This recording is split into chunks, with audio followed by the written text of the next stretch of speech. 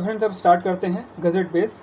Gazette base बनाने का क्या रीज़न है, गज़ेट बेस किस लिए यूज़ होता है, मैंने पिछली क्लास में आपको इसकी पूरी थ्योरी और टर्मिनोलॉजी समझाई है। रफली बता दूं तो गज़ेट बेस तब यूज़ होता है जब आपके कॉलम पे ज़्यादा लोड आ रहा होता है और लोडिंग एक्सेंट्रिक होती है, मतलब जो आपका कॉलम है उस कॉलम का जो एक्सिस है उस एक्सिस के अलावा अगर कहीं दाएं बाएं से लोड आ रहा है, ये जो साइड से लोड आ रहा है इसको एक्सेंट्रिक लोडिंग कहते हैं, या कोई तिरछा लोड लग रहा है तो उस केस में एक्सेंट्रिक लोडिंग के केस में आप गज़ेट बेस को यूज़ करते हैं। ज़्यादा डिटेल में आप मेरे पिछले वीडियो को जाके देख सकते हैं, मैंने उसमें आपको गज़ेट बेस की पूरी डिटेल बताई है। ठीक है, अब सेंटर लाइन मैंने पहले से खींच लिया क्योंकि वीडियो काफ़ी लंबा हो रहा है। देखिए अभी डायमेंशन आपको क्या दे रखी है, आपकी स्क्रीन पे आ रहा होगा। कंक्रीट बेस की डायमेंशन है 1500 इंटू 1500 इंटू 1000। ठीक है, तो 1500 डिवाइडेड बाई 25 ये आया 60 mm। ठीक है, यानी कि 6 सेंटीमीटर। ठीक, तो मैं फिर से सेंटर लाइन की मदद से इसको कंक्रीट बेस को खींच लेता हूँ।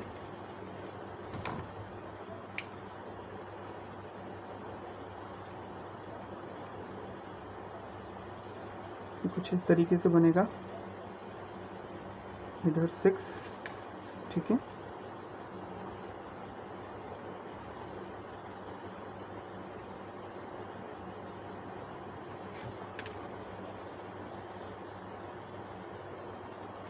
ठीक, ये आपका कंक्रीट का बेस बन गया। ठीक है, इसके बाद आपको बेस प्लेट या फिर बियरिंग प्लेट दे रखी है 900 इंटू 900 इंटू 20 mm की। ठीक है, तो 900 डिवाइडेड बाई 25 ये आएगा 36 mm, यानी कि 3.6 सेंटीमीटर। हम इसको रफली 3.5 सेंटीमीटर मान लेते हैं। ठीक है, तो 3.6 सेंटीमीटर यानी कि 1.8 एक साइड से होगा। ठीक है, तो 1.8 यहाँ पर आएगा और 1.8 यहाँ पर आएगा।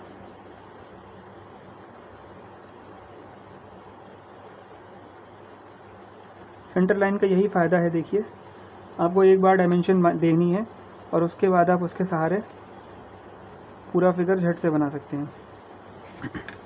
देखिए ये आपका बन गया स्टील का बेस। ठीक है, या बेस प्लेट। ठीक, इसके बाद आपको आई सेक्शन की डायमेंशन दे रखी है ISHB 300।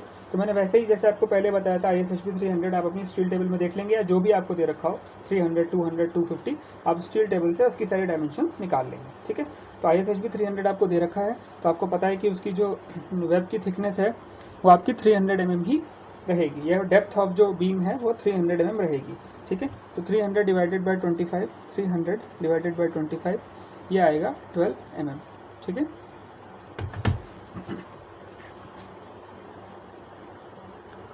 तो मैं इसको यहाँ पर सेंटर लाइन रब कर लेता हूँ ताकि आपको भी ये विजिबल हो। कुछ इस टाइप से बनेगा ये 1.2। ठीक है, और इसके नीचे यहाँ पर 1.2। ठीक, अब इसके बाद इस आई सेक्शन के लिए मैंने बाकी सारे डायमेंशंस पहले भी आपको बताएं, वही सारी यहाँ पर भी लगेंगी। आपको जो फ्लैंज है वो 250 mm का होगा, 250 डिवाइडेड बाई 25 10 mm, यानी कि 1 सेंटीमीटर। तो इसके सेंटर से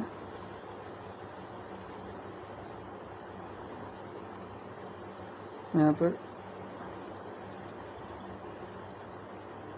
2 हॉरिजॉन्टल लाइंस खींच के ऐसे इसको मिला लेता हूँ। ठीक है, ये आपका आई सेक्शन बन गया। अब इस आई सेक्शन पर आपको लगानी है गज़ेट प्लेट। ठीक है, गज़ेट प्लेट क्या होती है, गज़ेट प्लेट इस सेक्शन के बाद लगती है। अच्छा एक चीज़ और बता दूं, स्लैब बेस और कॉलम बेस में एक बहुत बड़ा डिफरेंस है। स्लैब बेस में जो आपकी कवर प्लेट लगती है वो cover plate thickness of flange के बराबर ही होती है। ठीक है, जबकि आपका जो गज़ेट बेस होता है उसमें आपकी गज़ेट प्लेट पूरे एक एंड से दूसरे एंड तक आती है। तो आपको जब भी गज़ेट प्लेट दी होगी तो गज़ेट प्लेट की डायमेंशन जो दी होगी उसमें कभी हो सकता है चौड़ाई ना दी हो, आपको सिर्फ गज़ेट प्लेट की हाइट और थिकनेस दे दी हो। तो आपको अंडरस्टूड रहेगा कि जितनी आपकी बेस प्लेट है, ठीक है, यहाँ बेस प्लेट आपकी 900 mm की है, तो आपकी गज़ेट प्लेट की जो चौड़ाई होगी, या आप गज़ेट प्लेट को अगर खड़ा रखें तो उसकी लंबाई जो होगी वो पूरी प्लेट के बराबर होगी। ठीक है, तो वो अंडरस्टूड रहता है। ठीक, इसके अलावा 16 mm थिकनेस है गज़ेट प्लेट की, तो 16 डिवाइडेड बाई 25 सेम वही के 0.6। आप इसको दिखा नहीं सकते तो मैं इसको सिंगल लाइन से दिखा दे रहा हूँ कुछ इस टाइप से।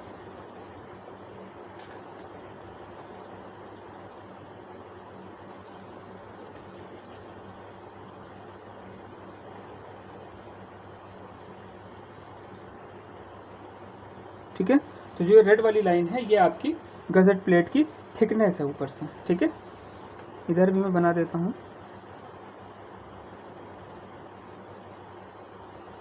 देखिए फ्रेंड्स, मैं मार्कर का यूज़ करता हूँ, तो मार्कर में क्या रहता है कि मैं ज़्यादा अगर स्केल को इधर उधर स्लाइड करूँगा तो ये सारा फिगर रब हो जाता है, ठीक है। तो मुझे थोड़ा स्केल उठा के बनाना पड़ता है, इसलिए अगर कहीं पर अगर थोड़ा सा आपको लगे तो आप कमेंट सेक्शन में पूछ सकते हैं, मैं उसको क्लियर कर दूँगा, ठीक है। तो ये आपकी गज़ेट प्लेट की थिकनेस हो गई। इसके बाद आपको जो क्लीट दे रखी है यहाँ पे, या फिर कहें फ्लैंज क्लीट दे रखी है, वो है 100 × 100 × 12 mm, ठीक है। तो 12 mm उसकी थिकनेस और 100 उसके लेग की, बाहर को जितना लेग उसका निकला हुआ है, ठीक है। 100 mm पहले भी हमने निकाला था तो हमारा 4 mm आ रहा था, और जो 12 mm है वो आपका 0.5 mm रहेगा, ठीक है। तो जो क्लीट है, अच्छा हाँ, क्लीट भी इसकी पूरी लेंथ तक जाती है, ठीक है। गज़ेट बेस के अंदर आपकी क्लीट भी पूरे लेंथ तक जाती है, जबकि स्लैब बेस के अंदर आपकी क्लीट जितना आपका फ्लैंज होगा उतनी ही रहेगी, ठीक है। तो ये आपका हो गया क्लीट, ठीक है। इसी तरीके से इस साइड भी लगाएंगे। देखिए मेरा मार्कर है, इस कारण से थोड़ा सा विजिबल हो सकता है, लाइंस पास पास आ जा रही हैं, बट मैं इसकी नेमिंग करूँगा तो आपको एकदम सही से समझ में आ जाएगा, ठीक है। ये आपके लग गए क्लीट, उसके आगे इस क्लीट में ही आपके बोल्ट या रिवेट्स लगेंगे कुछ इस टाइप से, ठीक है। वैसे इसका पिच टू पिच मेज़र, यानी कि एक बोल्ट से या एक रिवेट से दूसरे रिवेट का सेंटर डिज़ाइन करके निकाला जाता है। जैसा आपका लोड होता है वैसे इनकी पिच रखी जाती है, बट मैं आपको सिर्फ ड्राइंग बना रहा हूँ, इसलिए मैं आपको ऐसे बता के दिखा दे रहा हूँ।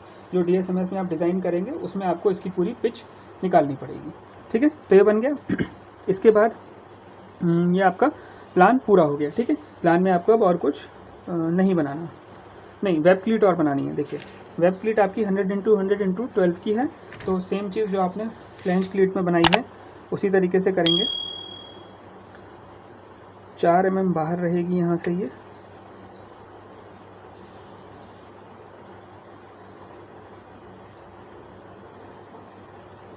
ठीक।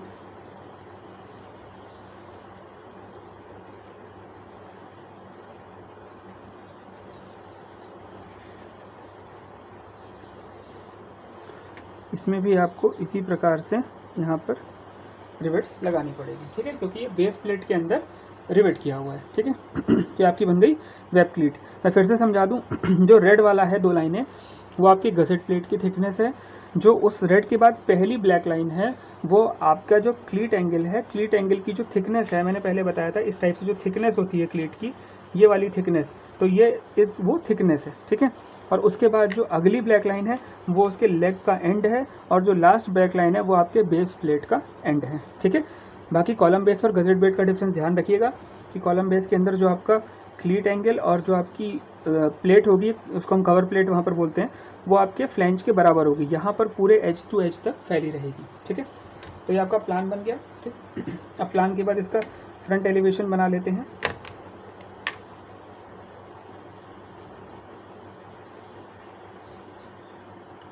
मैं इसी के प्रोजेक्शंस ले लेता हूँ।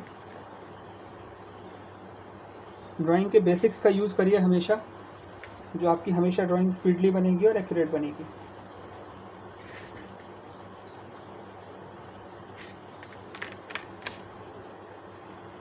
तो इस प्रोजेक्शन के बाद आपको विड्थ मिल गई, ठीक है।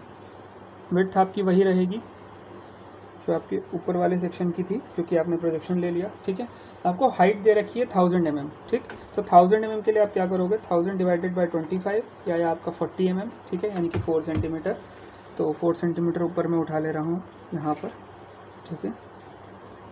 यह आपका कंक्रीट का फाउंडेशन बेस बन गया, ठीक है। कुछ इस तरीके से बन जाएगा, ठीक है। इसके अंदर कंक्रीट के सिंबल्स आप दिखा सकते हैं।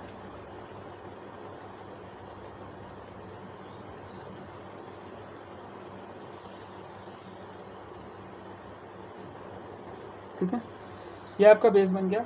अब इसके बाद आप ये इस तरफ से देख रहे हैं तो आपको यहाँ पर क्या दिखेगा, वेब क्लीट भी दिखेगी, ठीक है, और जो फ्लैंज क्लीट होगी उसका सेक्शन दिखेगा। तो इधर से हम देखेंगे तो कैसे हम बनाएंगे, जैसा कि मैंने आपको स्लैब बेस में बताया था, जो उसकी चौड़ाई है, पहले तुम चौड़ाई से इसकी बेस प्लेट बना ले, ठीक है। इस चौड़ाई से हम इसके बेस प्लेट मार्क कर लें। ये रही इसकी बेस प्लेट।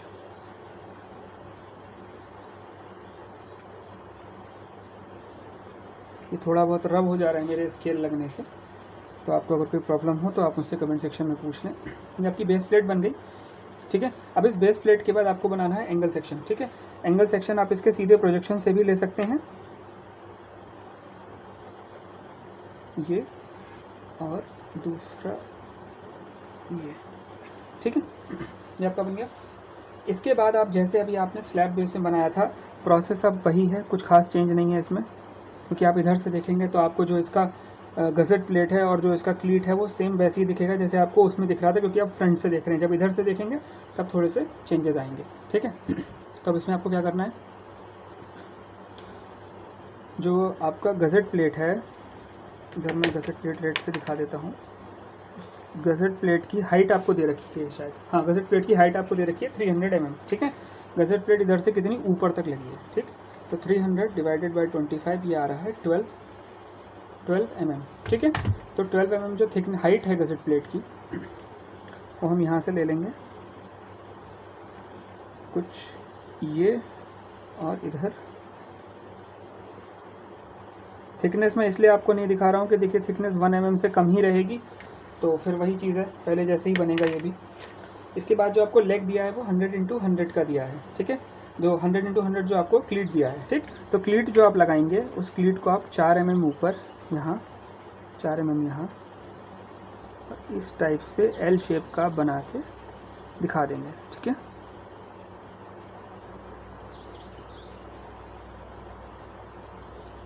ठीक। इसके बाद जो आपकी वेब क्लीट है, वेब क्लीट भी आपकी सामने की तरफ से दिखेगी,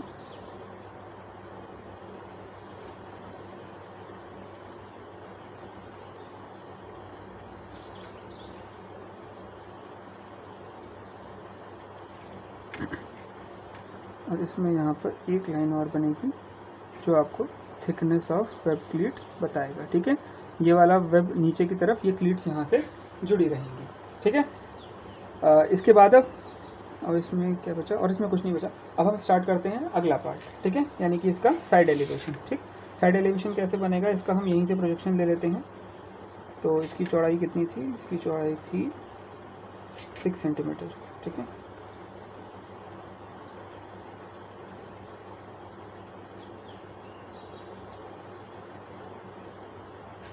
ये आया 6 सेंटीमीटर, ठीक है। इसके बाद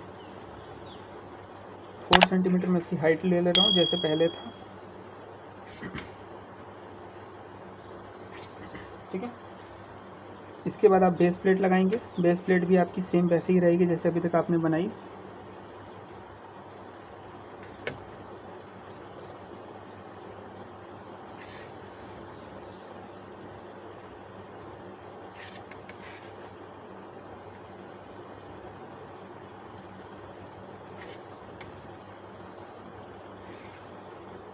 कुछ इस टाइप से ये आपकी बेस प्लेट बन गई। ज़रा सा भी मार्कर हिला देता हूँ तो यहीं पे इरेज हो जाता है। ये बेस प्लेट बन गई, ठीक है। अब इस बेस प्लेट के ऊपर जब इस डायरेक्शन से देखेंगे, अब यहाँ से सारा देखने की चीज़ बदल जाएगी। कैसे, क्योंकि बेस प्लेट के ऊपर आपने जो क्लीट लगाई है और क्लीट के ऊपर जो गसेट प्लेट लगी है, दोनों की हाइट अलग अलग है, ठीक है। क्लीट आपकी है 100 mm तक और जो आपकी गसेट प्लेट है वो है 300 mm तक, ठीक। तो पहले मैं एक सेंटर लाइन बना लूँ, उससे बनाने में आपको भी समझने में ईजी होगा।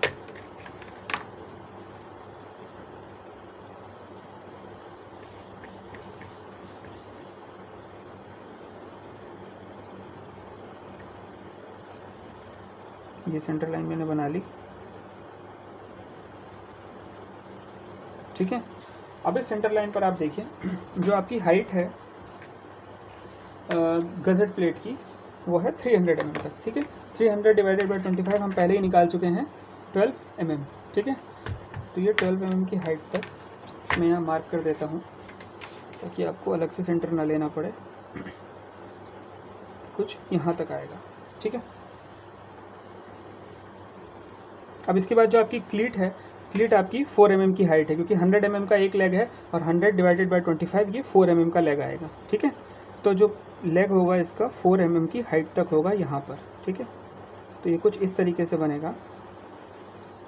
यहाँ और इस एज से यहाँ तक, ठीक है। ये जो आपका पहला है ये आपका क्लीट का लेग है, ठीक।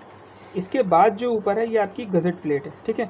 अब गज़ेट प्लेट पूरी चौड़ाई में नहीं बनती, गज़ेट प्लेट को हम 45 डिग्री पे घुमा देते हैं, क्योंकि जो लाइन का फोर्स आता है वो इसी डायरेक्शन से ट्रांसफ़र होता है। ऊपर की प्लेट बेकार होती है तो उसको हम काट देते हैं, ठीक है। तो जो ऊपर की प्लेट है वहाँ पर जाके थिकनेस कितनी हो जाएगी, अगर मैं यहाँ से अंदर को जोड़ूंगा तो थिकनेस उतनी होगी जितने आपके कॉलम के फ्लैंज की होगी, ठीक है। तो फ्लैंज आपका था 250 डिवाइडेड बाई 25 10 mm यानी कि 1 सेंटीमीटर, ठीक है।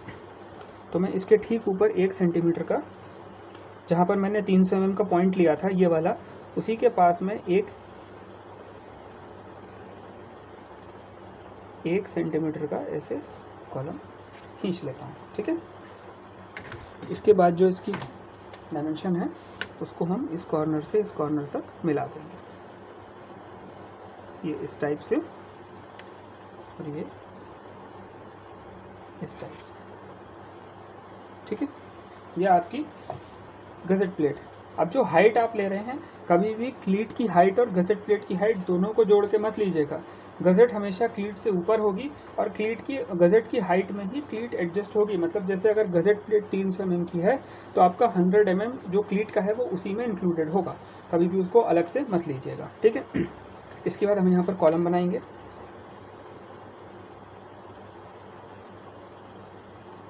हाँ, तो कॉलम की लाइन कंटिन्यूअस रहेगी और इसके बाद ये डॉटेड हो जाएगी क्योंकि ये गज़ेट के अंदर चला गया, ठीक है। ठीक, अब गज़ेट प्लेट बनाने के बाद, क्लीट बनाने के बाद आपको इसमें रिवेट दिखाने पड़ेंगे, ठीक है। रिवेट आप कहाँ लगाएंगे, इधर तो क्लीट में लगेगा, मैं रेड से दिखा देता हूँ, ब्लैक में विजिबल नहीं होगा। यहाँ पर आपको ये यहाँ पर क्लीट में लगेगा, ठीक है। इसके अलावा यहाँ गज़ेट प्लेट में भी आपके यहाँ पर रिवेट्स लगेंगे, ठीक है। उसके अलावा यहाँ पर नीचे आपके रैक बोल्ट्स लगेंगे जो आपकी बेस प्लेट को नीचे कंक्रीट के फाउंडेशन बेस तक जोड़ रहे हैं, ठीक है।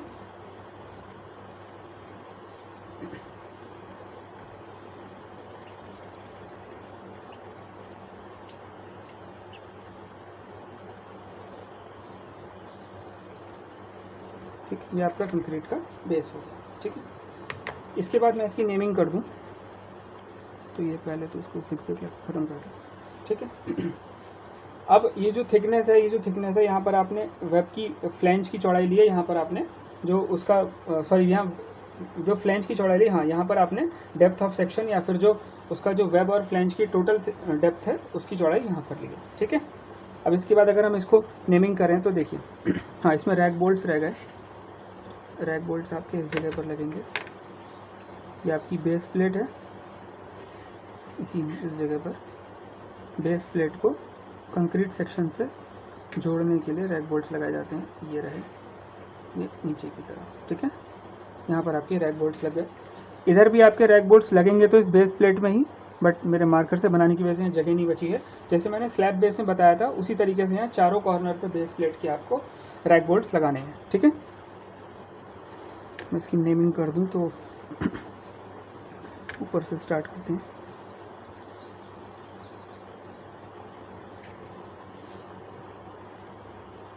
ये है गज़ेट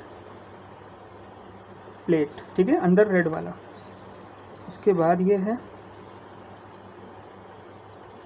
क्लीट, थोड़ा सा बाहर कर दूँगा इसको,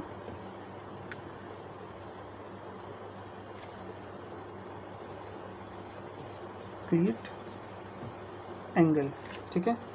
इसके बाद ये है आपका ISHB 300, ठीक है। यहाँ पर ये भी है आपकी गज़ेट प्लेट,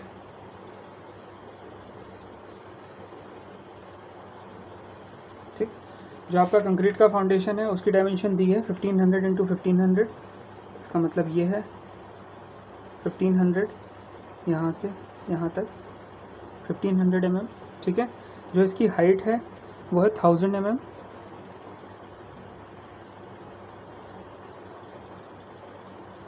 ये कुछ इस टाइप से, ठीक है। 1000 mm, 1500 mm, ये सेम डायमेंशन सब जगह अप्लाई होंगी। यहाँ पर भी 1500 mm है कंक्रीट बेस।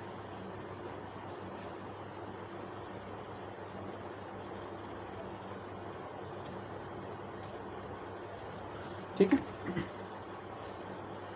इसके अलावा और क्या रह गया? अभी रह गए आपके रैक बोल्ट्स। ये हैं आपके रैक बोल्ट्स।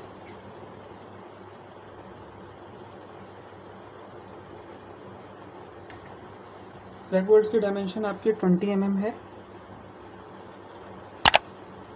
20 mm dia. ये आपके रैक बोल्ट्स हो गए। इसके बाद आगे देखें तो बाकी सब कोई डायमेंशन ऐसी नहीं है जो इस पर नोटिस की जाए।